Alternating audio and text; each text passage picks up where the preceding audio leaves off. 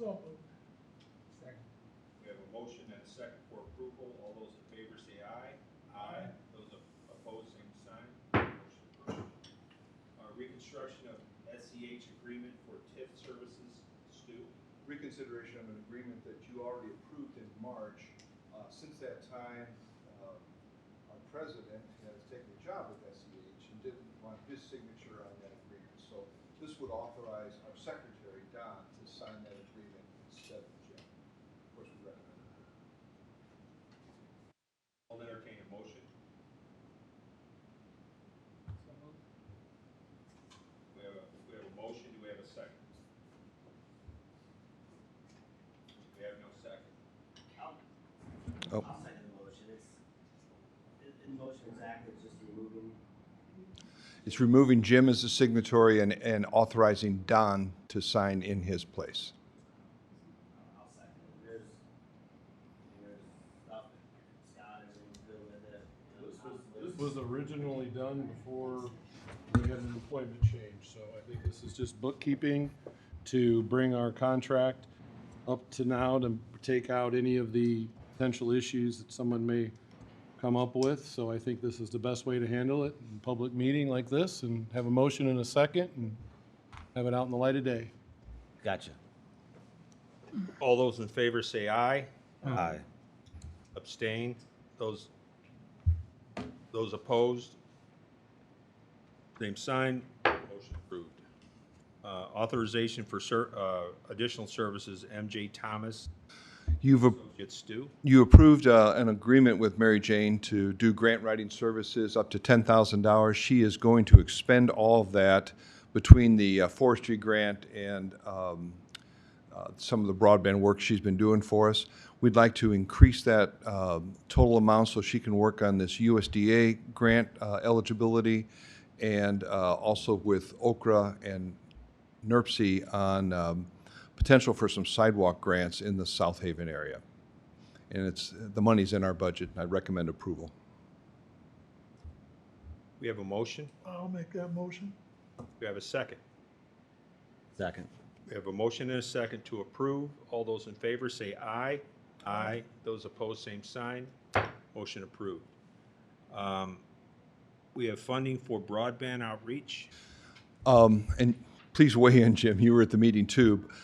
Last month, all the counties in Indiana got an email from Okra saying, attached is a list of addresses that we think are underserved. Please confirm this, and that'll help us allocate the almost $800 million that the state's going to get in broadband assistance. We met with the internet service providers. When I say we, it was Jim and Barb. I had a separate meeting with Laura, so we've met with the commissioners about this. The reality is that some addresses may not be adequately served, but the ISP thinks they are. Other addresses may be adequately served, but the internet service provider isn't selling that level of service, or the subscriber is not paying.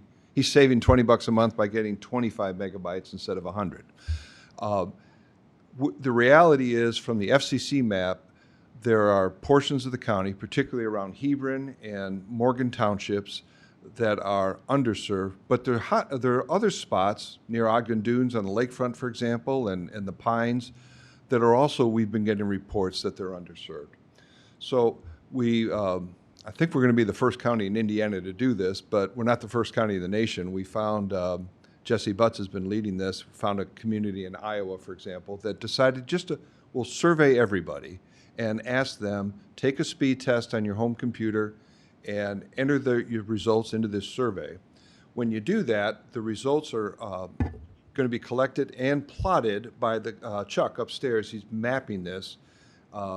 And we'll see what the residents say are the underserved areas. We'll share those responses with the internet service providers, ask them for a chance to respond, and they'll respond with, it may be underserved now, but it's in our 12-month plan, or we disagree, it is currently served, he's just not paying his rate or whatever. But we'll get a good map, a good list that we can return to Okra by the September 15th deadline. And I think it'll keep us, Porter County, at the lead in terms of understanding what we need and what the potential eligibility is. Now, be honest with you, we kind of got the cart before the horse here. The library system is taking the lead in putting this postcard together. And we asked the commissioners for their approval of this, which they did last night. And now we're asking you to pay for it. So the motion would be to approve up to $25,000 to reimburse the public library system for the cost of printing and mailing this card. The card's already gone out, and I checked with Jesse just a minute ago, and Porter County has already received 1,264 responses. So we're getting a good response on this, and I would ask your approval for the up to $25,000 reimbursement to the Porter County Public Library System for the expenses incurred. I'll entertain a motion to approve up to the amount of $25,000 to the Porter County Library System for reimbursement of the mailings of the postcards in regard to the questionnaire in dealing with broadband.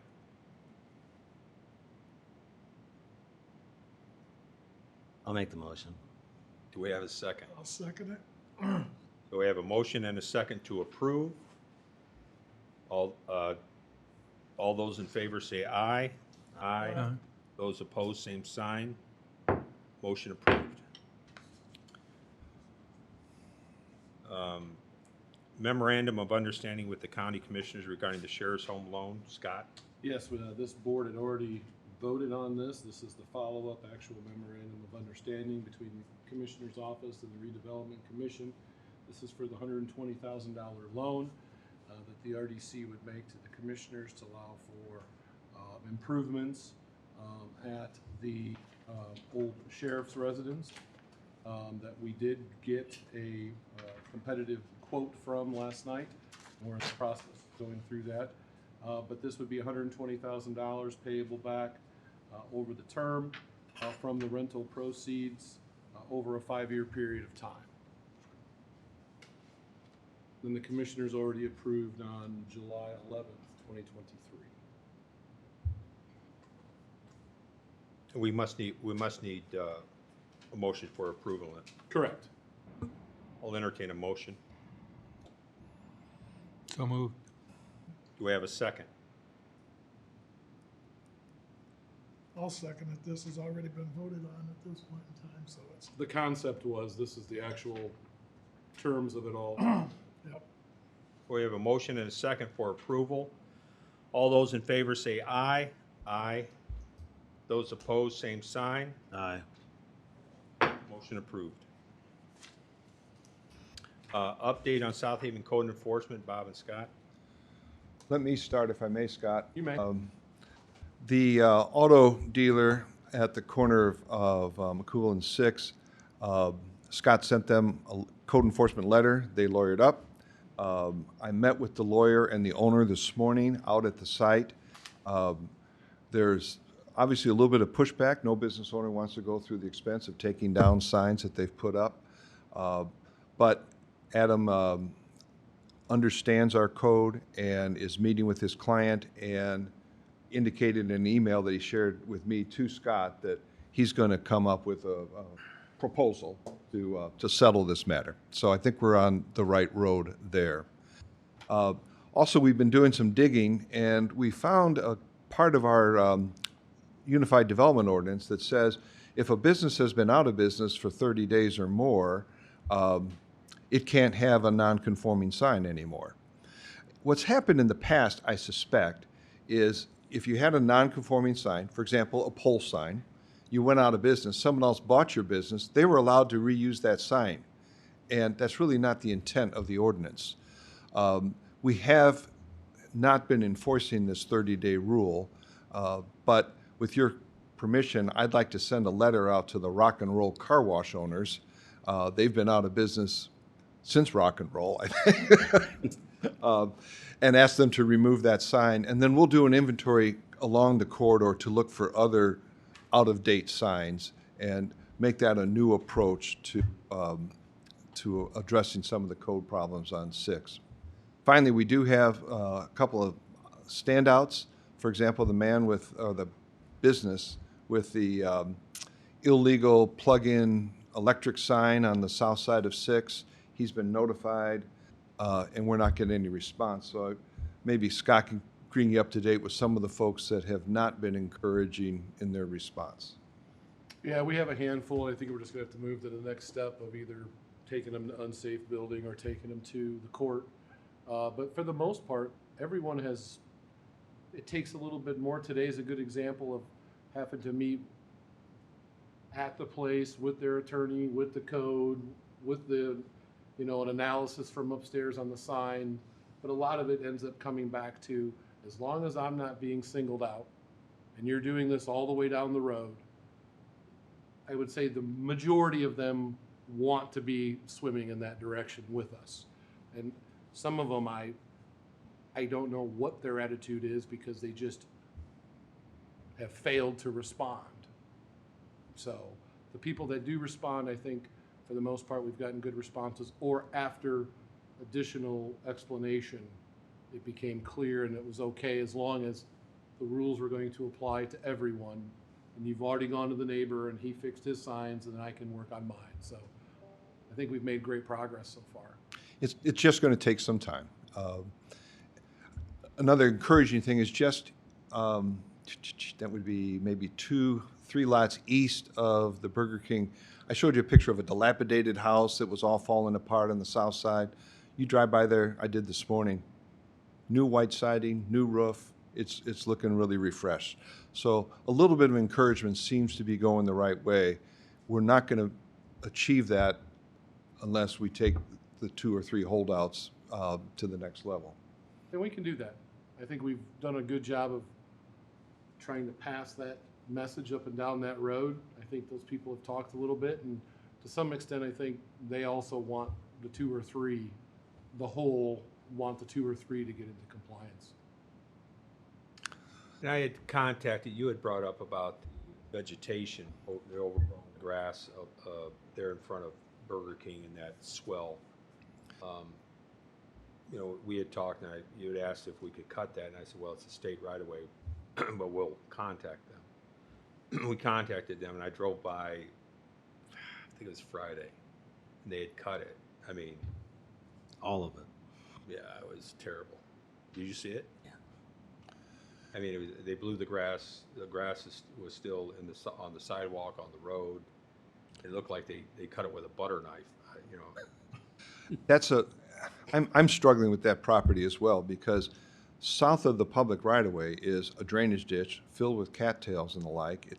When we met with the public, they said that was their #1 concern. That is now a garbage dump. There's bicycles in there. There's carpet inside of plastic bags, and there might be Jimmy Hoffa's shoes. I don't know. But it's on private property, and I talked to the property owner. It's a nonprofit group in the educational field. I think they're out of Maryville or Gary. And I asked them, you own this property, you need to clean it up. And their response is, well, we're a nonprofit, we really don't have the money. Is there a grant available from the county to do it? You know how this goes. I had no idea what it would cost. So I asked our landscape company who did the initial cleanup on the right-of-way what the cost would be. They gave me a bid of $5,000.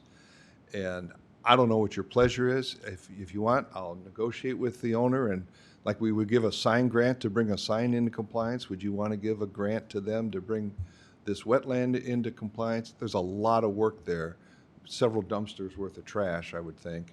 And that's included in that price that they gave you, that they would take the trash out of there as well as cut the vegetation? Let me refresh myself real quickly.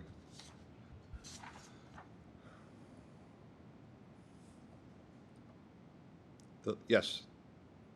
The area will look freshly mowed and clear of debris once complete. Did you look up this nonprofit? I did, and I'm trying to remember the name. I think it starts with an E. They're like a charter school, educational school in Gary, and I think they bought this land so they could expand into Porter County. And I've talked to the CFO, and she referred me to the director of building maintenance or grounds maintenance. And I don't have a solution. I'm sorry, but I'm just bringing you a problem and asking for your guidance.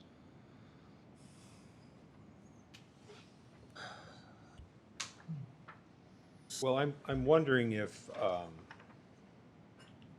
what the price would be if it was, once it was all cleaned up, for them to come back or keep it maintained, what that price would be.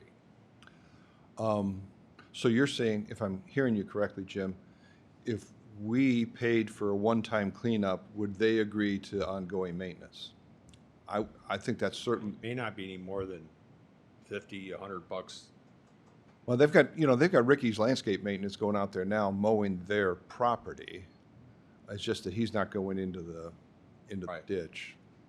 I mean, the alternative to this carrot, this $5,000, would be to turn them over to Scott and say, you paid $400,000 for the property, you must have some money, you got to clean it according to our codes, and if you don't, we'll take you to a hearing officer. So you got a kind of a carrot and a stick alternative, I guess. And then once it was cleaned up, as far as and just to be clear, the pond itself it's just garbage and vegetation. It doesn't actually need to be cleaned, meaning dirt removed. No, in fact, I don't think we would be allowed to disturb the soil if indeed, I talked to the surveyor's office, if indeed it's a wetland, and it probably is. It's not a pond, though? No, it's a drainage ditch, right along 6. And the other properties along 6 have probably filled in their portions of the drainage ditch, so it's becoming more of a retention. Because when I drive by it, it reads like a detention pond. Irregular and unmaintained, but, okay. So their properties, Which changes the reason I'm asking is because then it's the ditch jurisdiction, and it's not a pond. If it was a detention pond, we'd be in the stormwater ordinance, and then somebody should be responsible for the pond. But if it's not a pond and we're just dealing with a ditch, Oh, then it's slightly different. It doesn't mean, then is it regulated, is it not regulated? I doubt it's regulated, but it could be. And then still the property owner's, at the end of the day, it's still the property owner's responsibility.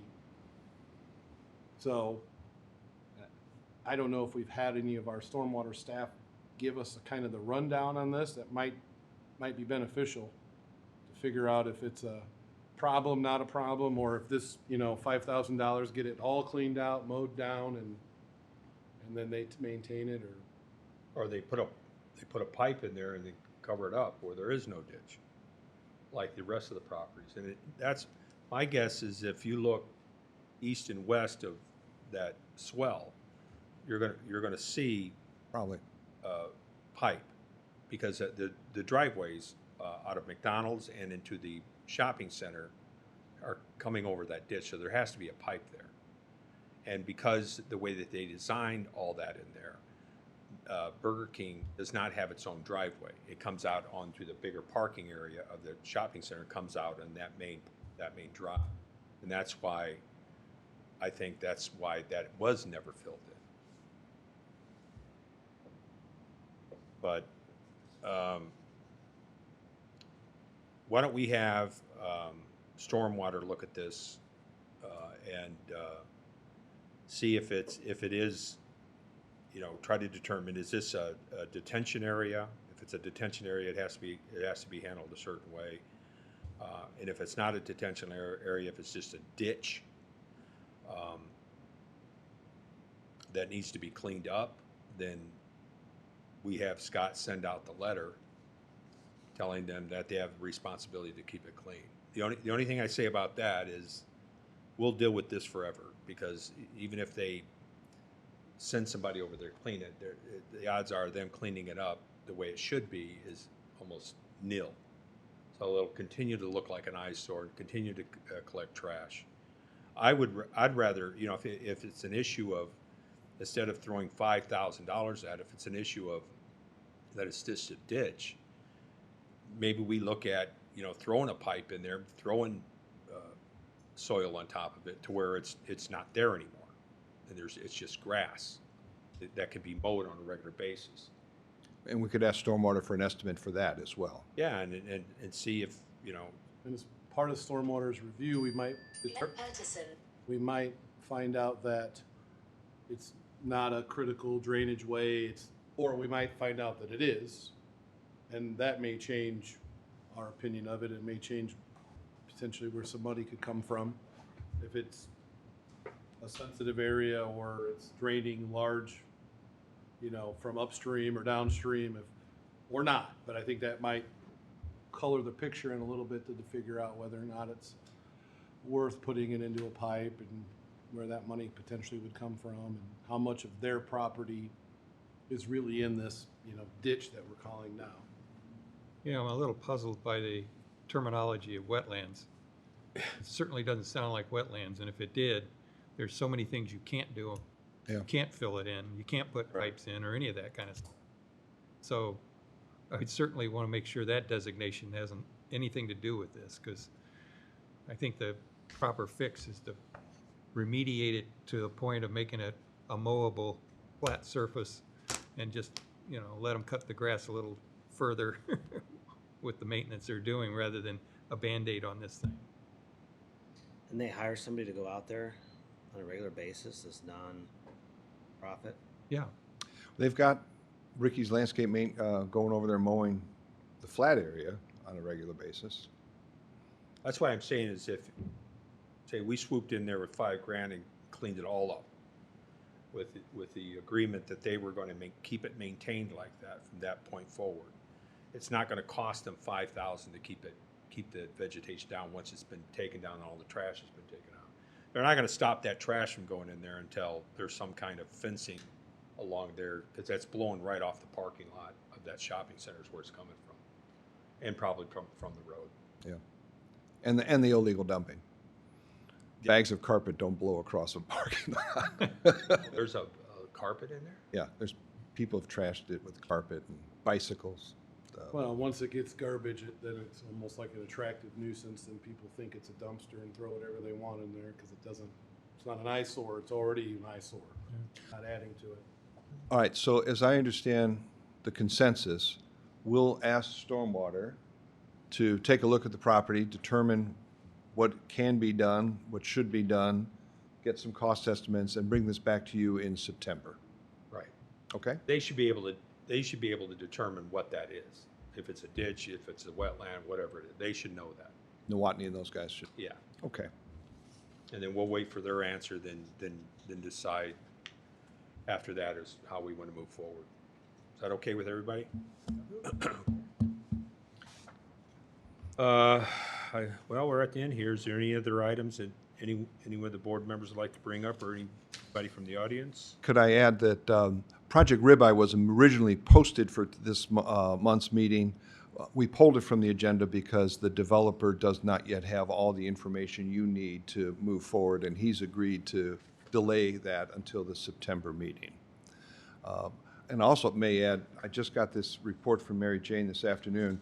You might remember back in March, we sent a letter to the USDA asking them to expand the areas of eligibility for USDA housing loans in Porter County. We submitted that letter, and upon their review, we got notice today that they have added the area east of Chesterton and south of I-94, which includes the Dunes, Rookery, and surrounding area up to the county line. It covers about 15 square miles, and we think there's 400 to 600 people who live in that area who now may become eligible. I've asked Mary Jane to put together a little budget for how to exploit this eligibility, assess the population, maybe do a mailing to the affected areas, learn what the programs are. We'll bring that back to you in September with a little budget of what it might cost to do that.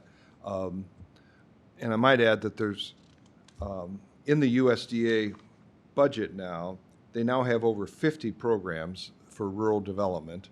They just announced one yesterday, $700 million of broadband that went to tribes and areas in California and the like, nothing in Indiana. But this might be a kind of a golden pot that Porter County hasn't been utilizing in the past. USDA reported that in Indiana, of the 92 counties We're 91st in Porter County in terms of USDA grants, second only to last place, which is Marion County, which you might suspect would be last for rural work. So there might be some opportunities there. We'll present that and Mary Jane's recommendations to you in our September meeting. Perfect. I have nothing else, sir. Any other comments by the board? Hebron has sold its first house in Park Ridge subdivision. Model home opened up on Saturday, and on Sunday, the first house was sold. Nice. Good sign. 385,000 sold. And Big. there's 4 more models going up right now, so That's a good sign. starting to roll. And before you all leave, Don has a resolution that you need to sign. Each of you need to sign. Is it already gone down? Oh, is that the one I signed? Yep. Okay. Motion adjourned.